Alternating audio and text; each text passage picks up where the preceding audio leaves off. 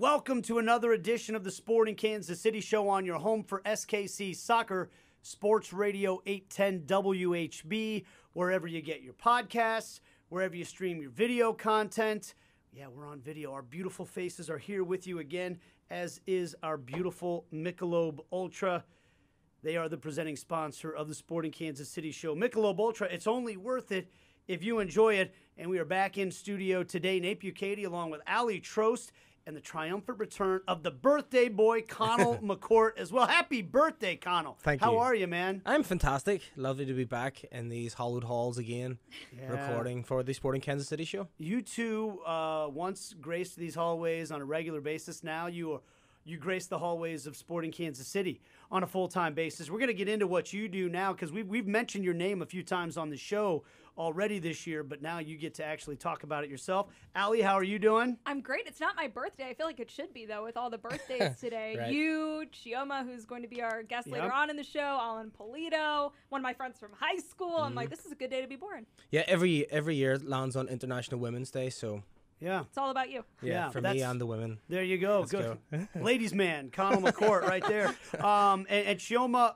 Atanmo is going to be on the show with us in a little bit. She works for Sporting Kansas City. We're going to tell you all about her and what she does. Celebrate her on her birthday and on International Women's Day as well. So that is coming up on the show. We're also going to hear from Remy Voltaire, Peter Vermees, Graham Zusi. We're going to recap Sporting Kansas City's win against the Houston Dynamo and preview the big game coming up against the Colorado Rapids this weekend. So first off, let's get to it, guys.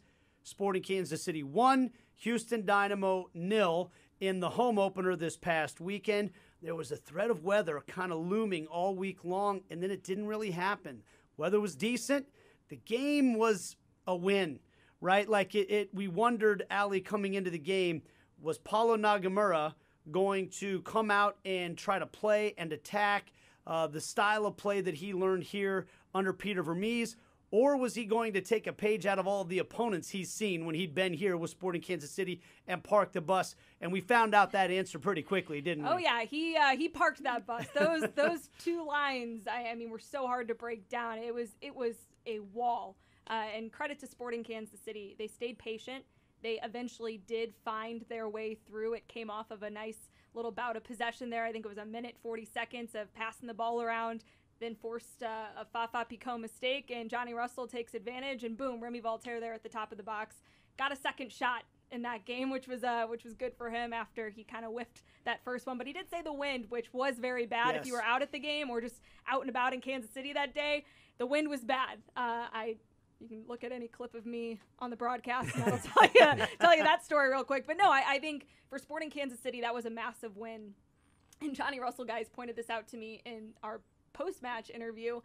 That was the first 1-0 win Sporting had since 2020. That was a big storyline last year, was that Sporting couldn't grind out those one-goal wins. You either couldn't get the clean sheet, team equalizes late, or they were just winning a lot of games by multiple goals, which doesn't sound like a bad problem, but take what you will from that. They were able to grind out a big win on Saturday, and most importantly, keep the clean sheet as well.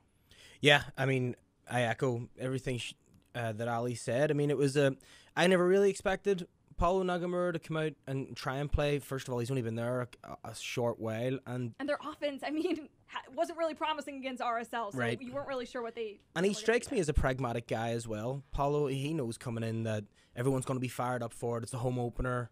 They're going to come out all guns blazing. And let's be honest, we've all been to home openers. They're very cagey affairs anyway. I remember one a couple of years ago, Philly, I think, was 0-0. New York City, I think, beat us here. They're always kind of, you never really know what you're going to get until the game starts. And it kind of felt like it was always going to come down to a Houston mistake or something, some kind of imbalance in their system, because we were throwing everything at them, and they had more than a bus. They had the streetcar, they had everything parked back there, and it was tough to break them down, and Sporting did kind of struggle. When it was getting towards the end of the first half, I was kind of thinking, where's the opening going to come from here? And thankfully, enough pressure was applied that you say a mistake happened, Johnny pounced on it, and then the number 6 for the day, Remy Voltaire, arriving late in the box, he was the one that ended up getting the breakthrough. And I was impressed by Sporting after the goal as well, because sometimes, you know, when you score that goal, the fans are up, everyone's G'd up, everyone wants another goal. That's what they want, you know, let's get two. But Peter, for me, was obviously just like, look, if we go for this, we've seen this happen before. You say how hard it is to keep a clean sheet. Sometimes mistakes happen, sometimes you can let them back in. And they did have a couple of chances. Tim Melia had to pull out a couple of saves in the last couple of minutes because they did throw everything at it. But yeah, they kept the clean sheet. They got the 1-0 win. They ground out. It was a very, what's the word, like, accomplished performance, almost like a mature performance from the team, which, considering they had a couple of newcomers in there, and Logan and Dembe and stuff, it was kind of pleasantly surprised that they came out with a 1-0 victory, grounded out, like, and showed a lot of character. So we'll write this down. Parked the street. Yeah. That's getting used during a game next time it happens, and I might give you credit for it or not, Conall, but anybody that listens to the podcast will know that I stole it from you. We're going to get to these sound bites in just a moment, but we've mentioned the fact that that you're working full-time at the club now, and we spent a lot of time on the show last week talking about the Chiron Higo partnership that we have. The three of us were in countless meetings last week. You two have been even in more meetings than I have, but I think that I was invited to a handful of them. It's like, hey, Ron Burgundy, just so you know what they're showing you when they do all this work out in the truck, you can say it the right way. They, you know, explain it to me. But honestly, in all seriousness, you know, we've had so many conversations about it. I hope the audience finds it very interesting and compelling. And I felt like for the first game, it came off incredibly well. Part of it was the game was so cut and dried. It wasn't a very complex game in terms of we could tell the story easily that their whole team's over here and our whole team's up here. And we could show it with the average positioning of the 11 players on the pitch, which we showed in the first half, that real-time graphic. And then the possession by quadrants we were able to show and get those all things in there. You've been working on a lot of stuff, and the paint graphics where we could show the highlights. I thought the package you put together on Dembe and the pregame was really incredible. But when I'm upstairs doing the game, I'm not really aware of all of the chaos that's happening in the truck. I know it might be happening, but I don't know what's going on. I just hear somebody finally tell me in my ear, hey, we're good to show this graphic now. How chaotic was it? Like, what was it like in the truck getting to use this equipment, this one-of-a-kind technology that nobody else in the league is using? Well, you know what it's like. I mean, it's trial and error for a lot of these things, but it was pretty chaotic. There was a lot going on at the one time, and so the way the system I work with works is I'm on replay. So if something happens, I would cut it there, and then I would work on it while the game is still going on. And by work on it, you mean you're drawing up the little graphics and stuff that make just the spotlight come down on a certain guy. Kind of just showing people some of the stuff that you might not have seen, because we have all of the angles. I mean, the viewer at home only has the broadcast angle and whatever the director cuts to. We have all of the angles. We have the sky cams, everything. So, which is only going to be for home matches, right, correct? For sure. So that's something to note. Because we're the only club in MLS that have this kind of technology so far. And so when everyone was seeing what they were seeing at home, not that I know what to look for or whatever, but I was seeing some different things just from different cameras, just because the viewers couldn't see it. So it's all the little runs, all the little nuances kind of in the game. Movement off the ball, things like that. Players pointing, trying to decoy runs, trying to pull things away. And with these graphics and with these cursors and stuff, you can kind of show the casual fan, even huge fans of the sport that may have just missed something in the build-up to goals or in the build-up to attacks or whatever, what is actually going on, stuff that you can't actually see on the camera. And it's stuff that I know Kerry Zavagnin, the assistant coach, he's very big on. He's all about, technology and trying to bring this to our viewers at home, trying to explain a bit better about what Sporting are actually trying to do. Because, let's be honest, especially for a casual fan, they're watching, they just want to see goals. They want to see us playing really well, the other team not doing so well, us putting them under pressure, and then goals. But sometimes you have to be patient. You have to try certain things. Sometimes they don't come off. You see things happening, and certain players running off the ball, dragging other players out of positions and stuff. And that one time that it actually does work, we're able to draw it up. You can see this is where this player was pulled out of position. This opened up this space. This allowed Johnny Russell, player X, to exploit the space, and this is how the goal came off. So I think it's a really good way to explain to people at home certain nuances that are going on in the game and what the team are actually trying to achieve. Because it's not all just about, oh, we're going to attack and we're going to score and you have to defend, you have to stop us scoring. There's so much that goes into what they're trying to do, certain things, that cues that you have to watch for and stuff. And I think with this technology, it's a great way to explain to fans at home. Yeah, and you guys did a fantastic job. I went back and watched, and for the first broadcast, I think there was a little apprehension from everybody, like, how are we going to get this across? How much are we going to be able to fit in? How are we going to communicate this in a way? You all knocked it out of the park. So it was just really cool to see the final product come together. And I'm excited to see how it continues to grow throughout the year. We're also talking about ways to implement this in content pieces throughout the week.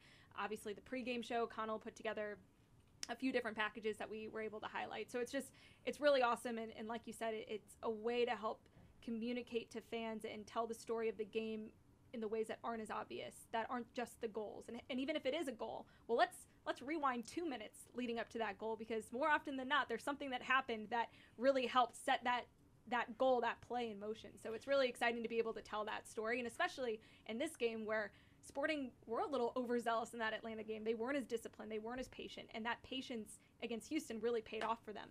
It did, and I mean, I can't take all the credit. Like, I just did the replay stuff afterwards. A lot of the credit has to go to Angelina Talia, who she is doing the in-game stuff, the heat maps, you see the average positions all over the pitch. She's doing the stuff in real time, and that's pressure. That is, it's a 90-minute game. Nails. You're trying to fit everything in. She is so good, so quick to the punch to try and recognize things, and she would say maybe have another pair of eyes on it, see, does this look right? We throw it out, Remy's heat map, all that type of stuff. And it's really just, it adds another layer to explaining what we all know as the beautiful game to fans at home. Yeah, but even for people that do understand the game really well, it's a way to visualize it. Like you said, we were able to show Remy's heat map, and unfortunately it happened right at a time when all of a sudden it went into an attacking sequence and we couldn't really leave it out virtually on the field for too long.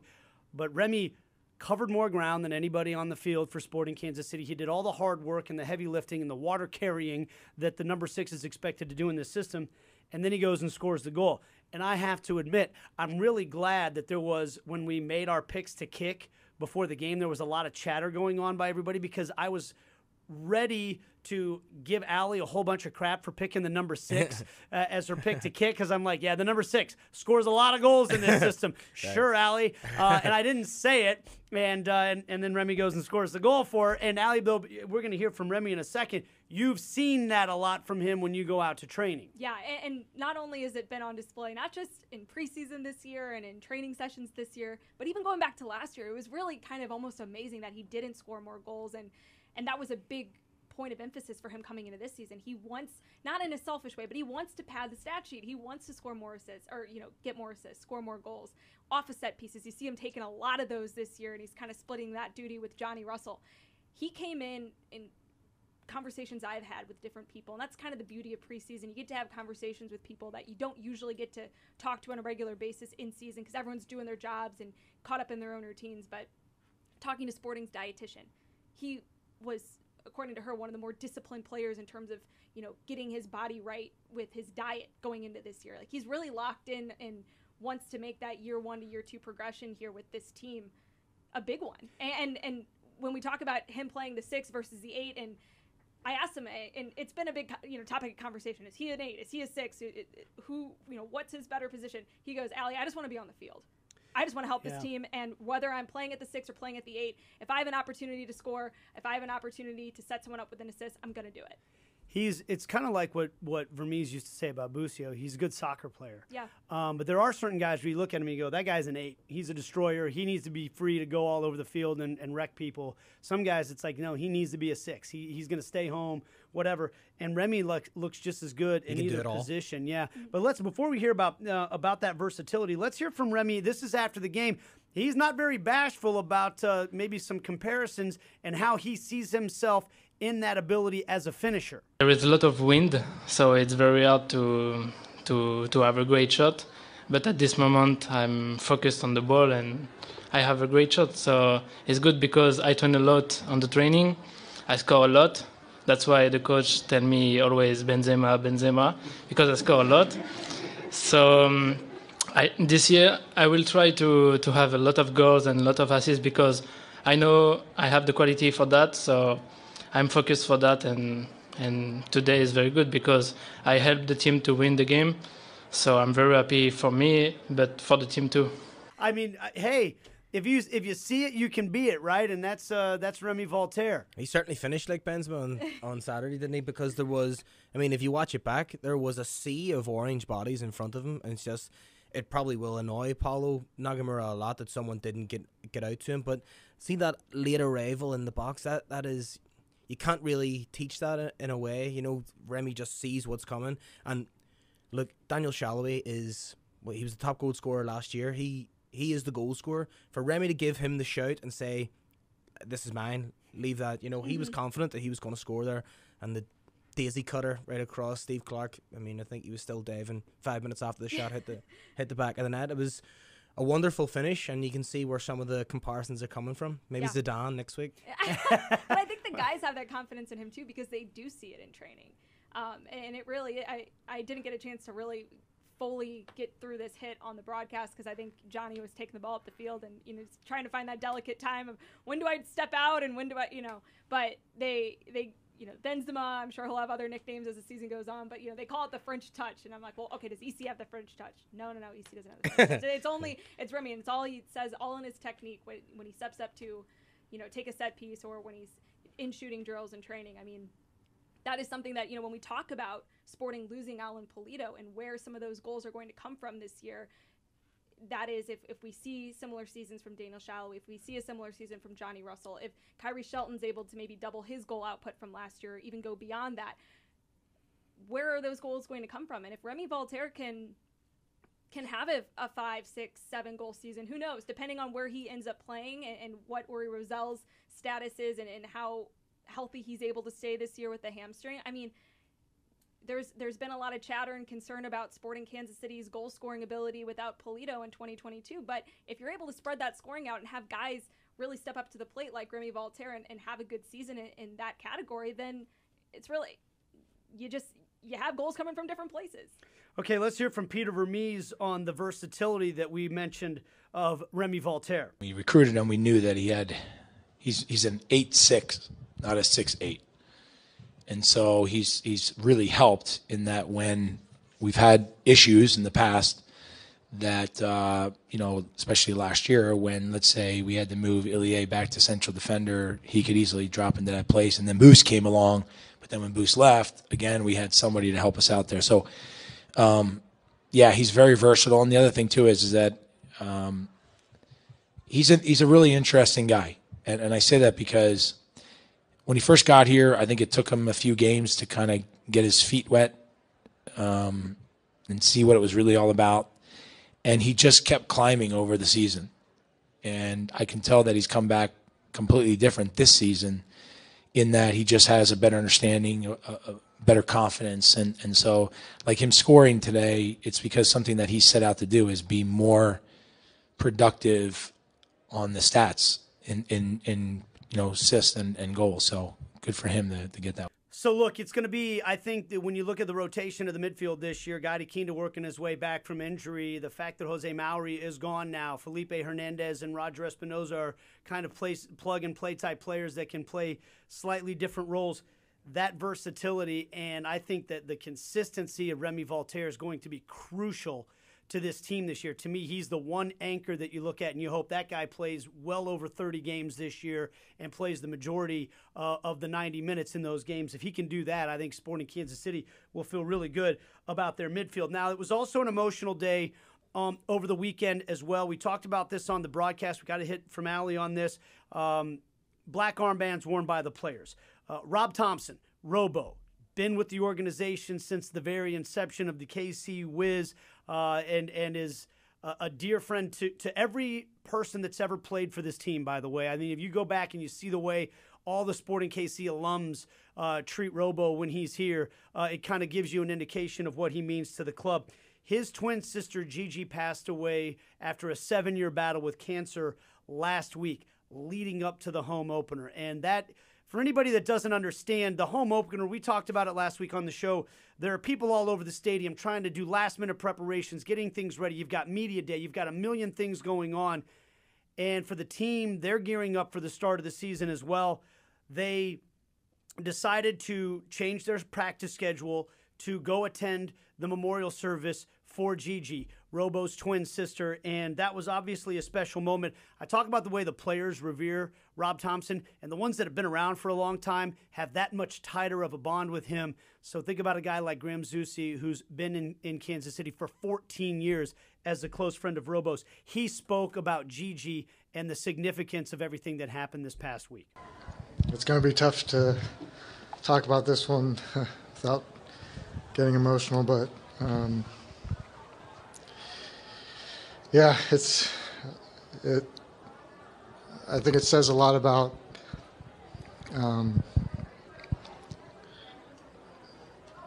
Gigi, that we, the whole team went out and honored her. But she's meant so much to so many people, and this little testament to her is really the least we could do. But I'm glad we can do it. All right, so rest in peace, Gigi. Our thoughts and prayers to Robo and the entire family. We love you, Robo, and we're proud that you're a part of this club, and we're proud that the club has responded to that situation the way that they have. We're going to take a break. When we come back, we're going to celebrate International Women's Day with an amazing woman who is a part of Sporting Kansas City's family, Chioma Atanmo, who is celebrating her birthday today, just like Conall as well. It's right after this on the Sporting Kansas City Show, presented by Michelob Ultra. And we are back with the Sporting Kansas City Show on your home for SKC Soccer, Sports Radio 810 WHB, wherever you get your podcasts, and, of course, wherever you stream your video content. You can see the delicious Michelob Ultra that's here on the set right now. We are presented, as always, by Michelob Ultra. It's only worth it if you enjoy it. And we have a very special guest in studio now for a couple of reasons, by the way. We're celebrating birthdays all over the place. Conall's birthday is today. Alan Polito's birthday is today. We're doing this on a Tuesday. And Allie, today is a very special holiday as well. Yes, it is International Women's Day, so I had to call up one of the best women that I know and one of the best women at Sporting who does so much. Should I introduce? Should you? Because we're talking birthdays. We're talking. Yeah, I mean, I was trying to hand it over because this is International Women's Day, but Chioma Atanmo is our guest here from Sporting Kansas City and the Victory Project. How are you, Chioma? It's great to have you here. Thank you for having me. I am good. I love that my birthday lands on International Women's Day, so I just bask in, the glory Everything. of, just women celebrating my birthday, all the things. So I'm doing great. And so there's a tradition at Sporting Kansas City. You get the day off of work when it's your birthday, so we called you in to make you work some on your day off. How's that for a present? Right. But no one told Conall that, by the way. I know. I need to let him know that that's the thing. Yeah, no, we don't want to let Conall know that yet. Let's wait. Let's not mention that when he's in studio. So first of all, Chioma, I mentioned you being with the Victory Project, but why don't you tell our audience everything that you do for Sporting Kansas City, and then we'll go from there. Yeah, so I joined the Victory Project team in May of 2020. Before that, I was with the youth soccer team. So I joined the club April 2018, and, started off with, just wanting to help make the sport more accessible to kids. Like, I grew up playing soccer, played for 13 years. Soccer created like a sisterhood with me, and I just found my voice through playing this sport. So I just wanted to help kids just experience the sport like I did.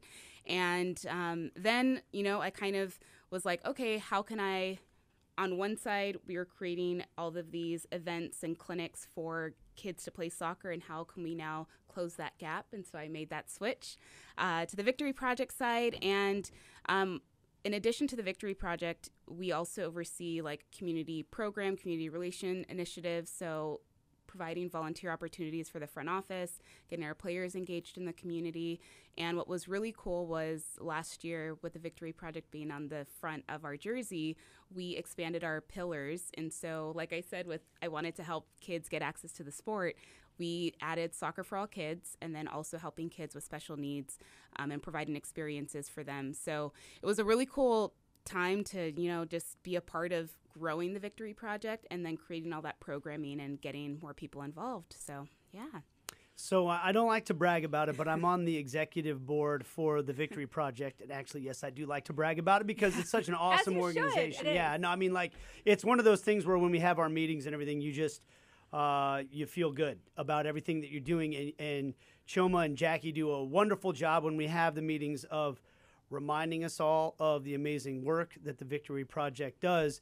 And that's honestly, being on the board, it's a few hours here and there. When you're dedicated to it all the time, do you feel like that all the time? Like this, because every time I'm in there, I'm like, I feel this rush of energy. I want to do things. I want to help. I want to be a part of it. Is that just like your constant existence at this point? Yeah, so with all of the pillars that we have what people know us for when we established it in 2013 was helping kids with cancer. We have our Match Day Honoree, which is probably the most public-facing experience that people are familiar with. We also provide Sporting Wishes, where if a kid has had a secondary diagnosis of cancer or who have relapsed, we found that a lot of them weren't eligible for experiences like a Make-A-Wish type of thing, so we wanted to fill that gap.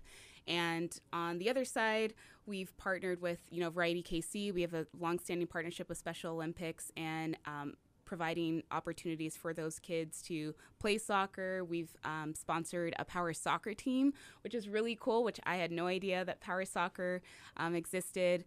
And then on the Soccer for All Kids side, we've sponsored teams to play. We're launching a scholarship and grant program coming up. And so there's all of this excitement, and there's so many highs, but there's also low moments where I've worked with kids that are no longer alive, or you hear these really sad stories of, it can be, there's just lots of highs and lows, but I would say the highs are what really energize us and keep us going, and that's what we try to use to, get more volunteers, get our donors excited, storytelling and letting people know, like, okay, this is what we're doing with your dollars. Because it's one thing to, brag about, like, yeah, we're doing all these great things, but we also want to show people, like, this is how your dollars are impacting us. And there's so many great nonprofits in Kansas City, so it's not like we don't want to compete against what other people are doing, but I really do feel like the volunteers we have, the associates we have, the players, the coaches, everybody gets really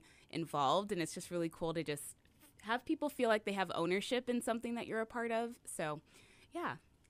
I would say that one of the most rewarding parts about my expanded role with Sporting last year, and now of course that's even bigger this year, was getting to see up close that relationship specifically between the players and the Match Day honorees when they'd come out to training, and just seeing how much the kids and their families would light up and then the players would light up, and that was really the first glimpse. Like, I would read all the things and watch a lot of videos that Sporting put out, but until you get to kind of see some of that stuff up close, and then of course getting to MC the Victory Gala, and just blown away, by these kids, their stories, their families, the strength. I've stayed in touch with quite a few of them that I got a chance to meet out at training, and I know that did so much for my understanding of the organization. For fans who love Sporting, who love Kansas City, who want to get involved, you mentioned volunteer opportunities, and you mentioned the expanded pillars and all these exciting new things that the Victory Project's doing. What would you say are, for someone who really wants to just kind of get their foot in and start this year, start right now, what are the maybe first 3 things that they can do to get involved? Yeah, I would say, victorykc.org is our website, and if people can just help us tell these stories, we're a team of 2, so Jackie and I, we're running the Victory Project with the help of our board and our executive committee members, and I think the more people can talk about the Victory Project, the better it is, and I think too, just even if it's talking to people at your job, getting people that attending matches with you, just to get them just aware of what we're doing, I think that would be just really helpful. So first, just letting people know about the Victory Project. If you want to get your company involved, there's ways that companies can sponsor a wish, for example. And I'm trying to think, what's the third one? I think just helping us get the word out. That's a big thing. And even just following us on social media, engaging with our stuff, and just showing that even if you're referring kids that we're always looking for kids to have at as a match day honoree. So yeah, I would say those are the three. Letting us know about other match day honorees, telling people that you work with, your family, and just helping us promote it. Join the Argyle Ace raffle that we have. It's a progressive raffle that goes on during games, and the pot gets bigger and bigger as it goes, and you can do it online. You can do it on match days. You can do it on the weeks leading up to the match. We always do a promo on it on the broadcast, and we talked at the meeting yesterday about ways you can do that, but you got a chance to win money, and then the other half of the money goes to the Victory Project. So you got a chance to win money and help the Victory Project is a great way. And I would say this too, if you know somebody that owns a business, talk to them. If they're looking about places where they could put their philanthropic dollars, their sponsorship abilities, opportunities with the Victory Project to be part of the gala, to be a part of the big golf tournament that we do every year, those are out there as well. So if you know somebody that's got a business and they've got a budget set aside for that and they're trying to find the right way to spend that money, that's a possibility as well. So those are all ways that you could help out, and sign that card if you go to the games. Yes. That's a big, that's always one. I mean, that's just the part that hits me the most every game day. And I love when I happen to be at training on the same days that the honorees come out, and seeing those kids get to interact with the players and everything is really special as well. Chioma, while we have you here, though, I want to talk to you about you a little bit too, because we're celebrating you. This is International Women's Day. You mentioned you got into Sporting Kansas City because you wanted to work in soccer. You wanted to help grow the sport that was formative for you in life. How did you come to Kansas City? And tell us about that journey a little bit. Yeah, so I moved here from Arizona and originally wanted to play soccer in college. I had a really bad knee injury that I wasn't able to play anymore, and a lot of athletes can relate is like when you no longer play, you have this identity crisis of like, who am I?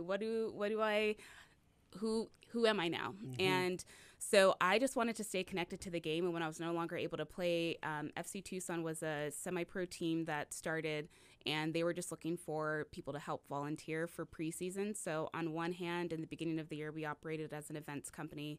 The other half, we had our PDL season that operated in the summer.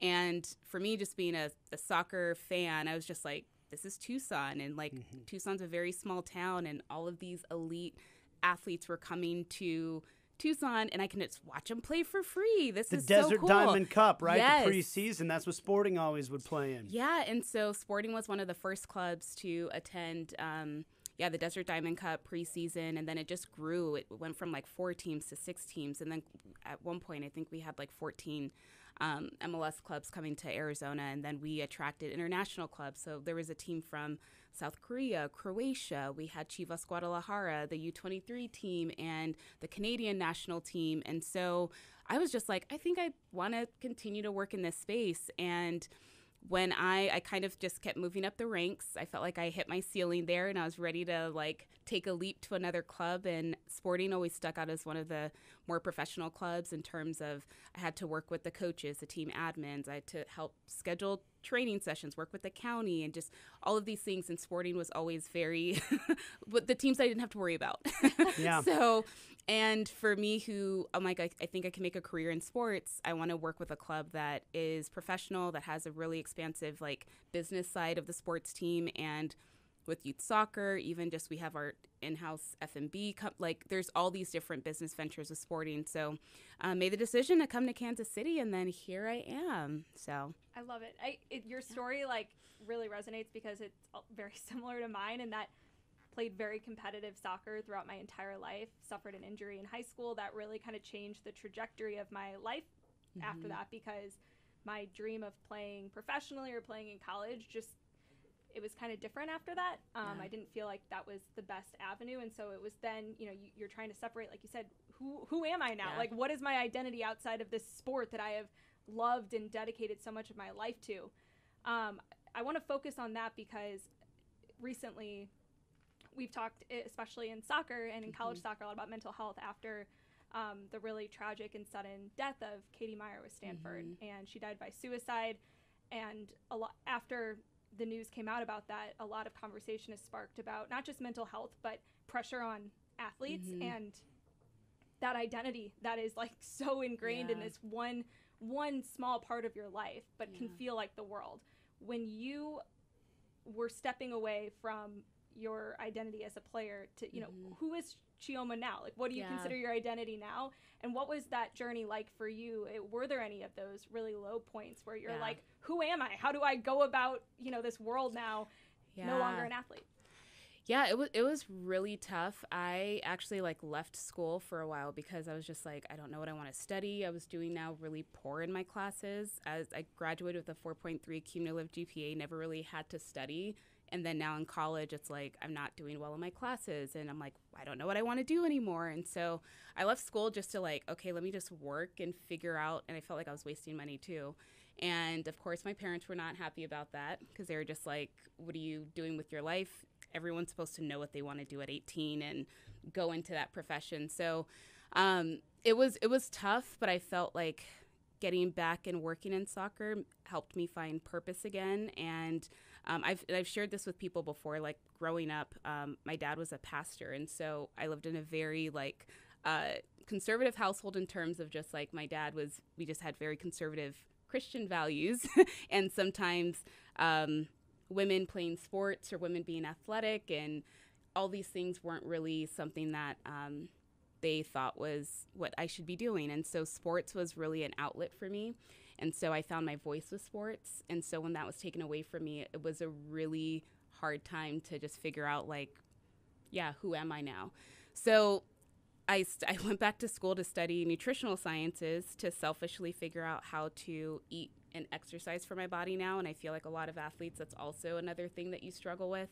And so I found community with like sharing my story and having other athletes of like, I'm struggling with this too. And like, just knowing that you're not alone. I think when you play sports, it's easy to compare yourself to somebody else because it's like if you have a bad performance on the field, someone else is always having a better performance than you, and it's easy for you to be left off the roster. It's easy for others to be moving on, and you're, are like left behind the scenes, and your whole day is regimented from, okay, training, school, training, workouts, blah blah, and then now, what's your structure? So it was a lot, but I found that, sharing my story, finding community, and just experimenting and finding out what I even just like didn't like. There were some roles that I took when I was working in Arizona that I was just like, that was a cool experience. Probably don't want to do that again. But I say that all the time to like, I mean, especially when I have people who reach out who are younger or like even with my siblings, it's like trying to figure out what you want to do. It's figuring out what you don't want to do is sometimes even more important than figure out what you do want to do, because that will close a door potentially that you could have otherwise spent a lot of time opening more doors behind to see if something worked out there. Once you know you don't like it, it redirects you oftentimes in a positive way. Exactly. That's a pretty big move though, to go as a kid from Arizona to move to Kansas City. I mean, you're moving to different cultures, different region, all that. Have you been happy with it? Do you like it here? Yeah, so before Arizona, I was in the Bay Area, so born and raised in the Bay Area. So the culture there is just like massive. I went from... Were you East Bay? Were you West Bay? East Bay. So I was born in Hayward, raised in Union City, went to James Logan High School. Okay. And, shout out. And like who was I talking to about that? Yesterday I was just sharing with one of my friend's daughters who's playing in college that my team, there were like four black girls, 8 Mexican girls, like 3 white girls, and like 4 Asians. Like we were a very multicultural team. And when I moved to Arizona, playing soccer was my last 2 years of high school. I went from being the only black girl, and then it was predominantly Mexicans on the team, and then there were 2 white girls. And so it was kind of just like the culture shift was different moving to Kansas City. It's been now it's like more, a lot more different in terms of just the cultural makeup of the worlds I exist in. So I think working in corporate, living downtown, I would say, is a more eclectic space. So I feel like I feel like there's more culture downtown, and being close to River Market and finding community in some ways. But I think as you work in the corporate sector, it's more of just like, okay, you're the only one a lot of times, whether you're the only black person, the only woman. But I've enjoyed it because I do think that Kansas City, it's a small big town. Yeah. So I've been able to meet just really amazing people. I feel like a lot of people are transplants, so I feel like I'm still able to just There's meet more and amazing more. people. That's a newer development than when I was growing up here. Everybody was from here. Yeah. And now there's much more new blood in this town, and I think that's actually a great thing. I think it's one of the things that's really made the town.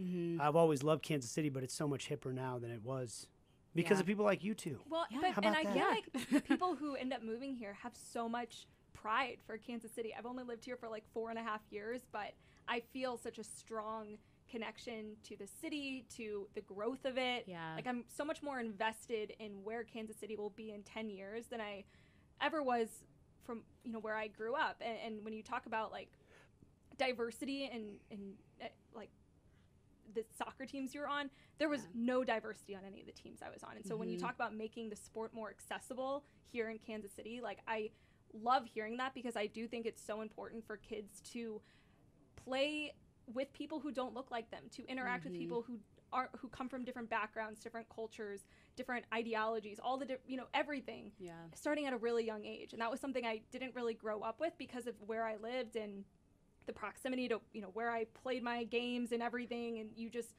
that's who you grow up around, and that's the things that you do. But I love hearing that, and I will say I think with Kansas City and how progressive and in so many different ways this place is, it makes it so much better, and it makes it really fun being a transplant here because I feel like I can be a part of that, and I feel celebrated for the different things that I bring to the city here. And even not being from here, people laugh because it's like, oh, the most touristy, like, people are tourists in their own city. Like, you'll wear an I Heart KC shirt here, but in New York, people will be like, "Why are you? Is that ironic that you're wearing that?" Or like, what? Yeah. So the pride of Kansas City, I think, is awesome. Yeah. And so many incredible people who come here and who are from here that are making That's it a why better people place. like me ask you, "Do you like it here?" Yeah. We're like really hopeful when we ask. We're like, "Do you like it? Do you like Yeah. us? We want you to stay, because we love you." Chioma, you're awesome, and I always look forward to every time I get to see you at the office, and at the Victory Project meetings, and you're just such a positive part of everything that the club stands for. Especially when it comes to the Victory Project and all the work that you do there, because like you said, I know that you and Jackie, it's a two-person, it's much more than a two-person job that's being done by two people, and it's just awesome work. Thank you so much. Enjoy your birthday. Thank you. Yeah. Thank you. Yeah, and thanks for giving us some of your time on your special day. Yeah, of course. Hope I can be invited back again. Absolutely. Of course. I think We'd love to. I think we'll make it work. When we come back, we're going to be joined by another birthday boy, as well as Conall McCourt rejoins us in studio. We're going to get you ready for Sporting Kansas City's game at the Colorado Rapids this weekend, right after this on the Sporting Kansas City Show presented by Michelob Ultra. And we are back to wrap things up on this edition of the Sporting Kansas City Show on your home for SKC Soccer Sports Radio 810 WHB. Nate Bukaty along with Ali Trost and Conall McCourt rejoining us, the birthday boy. They didn't tell you get your day off from the office on your birthday, did they, Conall?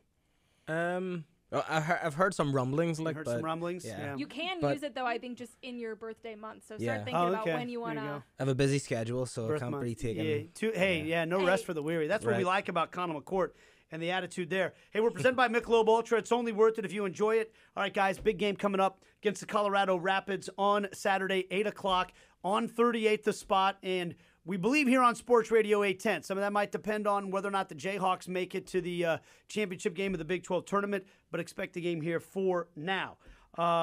They got first place in the West last year, maybe controversially so. That's in the regular season, but it was a close race is the bottom line. It could have been anybody's number one seed to have, really, between the top three teams in the West last year. It's a little interesting, though. The Rapids had... Did you guys watch the penalty shootout game they had against Comunicaciones in the CONCACAF Champions League in a driving snowstorm? Just a heartbreaking result. So maybe not too big of a surprise that they came off of that and lost at LAFC, giving up the hat trick to Carlos Vela. You got to give them credit. They bounced back with a big win against Atlanta United at home this past weekend. So, Conall, I'll start with you. How tough is this game in your mind, Sporting going to the Colorado Rapids? I think it's very tough. I think they've got their work cut out for them. I mean, just there's so many storylines going into the game. I mean, there's a certain number 9 who wears number 11 that I'm sure will be desperate to kind of make his mark against his former team, which teams like to do, and they're a solid outfit. Mark Anthony Kay, that guy Estevez as well. They've just good players all over the park, and when you're playing up there in the altitude, it's always going to be tough. Sporting go there. I mean, there's a lot of players in this team that have been there a few times. They know what to expect when they're heading up that way, but they're a good team. Even in the game they were beat 3-0 by LAFC, they didn't even play that bad. LAFC played well, but their last game, they battered that Atlanta side that beat us down there. So they certainly have their work cut out for them. They're kind of adopting a bit of a new system with a 3-4-3. They usually play 3 at the back, but it's usually 3-5-2, 3. I mean, whatever way that Robin Fraser is setting them up. And ever since he's come in, they've been solid at the back as well. I don't think it'll be a high scoring game, but it's one of those ones that you're going to probably need Remy Voltaire or someone arriving late in the box to try and nick a goal. And honestly, if you ask me now, I would bite the hand off a 1-0 right now. Yeah, and Peter Vermees even said after the game this past weekend against Houston that, that offensive side of the game, that being more clinical in the final third, those final that really takes the most time to develop throughout a season. And this is going to be a really tough game against a Colorado side that really only has about 37% of the possession against Atlanta. They're going to, probably invite Sporting to play into them and try and catch them on the counter. So it'll be kind of a similar type approach from a game standpoint that Sporting experienced last week. And the only difference now is you go on the road, you're in altitude, it's going to be cold out there. I've already checked the weather because it, kind of affects a certain someone here in this room. So I'm going to be bundled up, but going to be a tough test. And Robin Fraser, I mean, we talk about how Children's Mercy Park is a fortress for Sporting at home.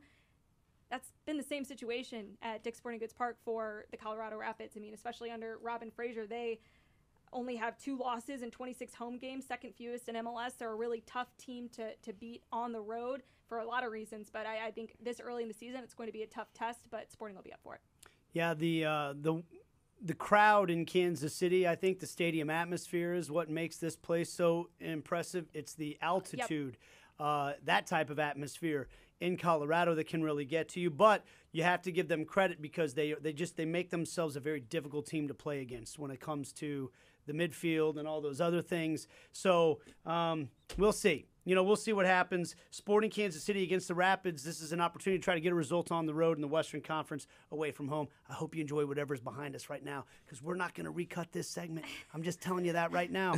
We got to get out of here, but you can see the Michelob Ultra right here, and that's the most important thing. So, again, our thanks to Chioma Atanmo for joining us on the show today and telling us a little bit about what she does with the organization. Our thanks to Trost and the birthday boy Conall McCourt as well. Make sure you check out the match Saturday night, 8 o'clock from Dick's Sporting Goods Park in Commerce City, Colorado. Sporting Kansas City against the Colorado Rapids. And we will see you here next week for the next edition of the Sporting Kansas City Show presented by Michelob Ultra.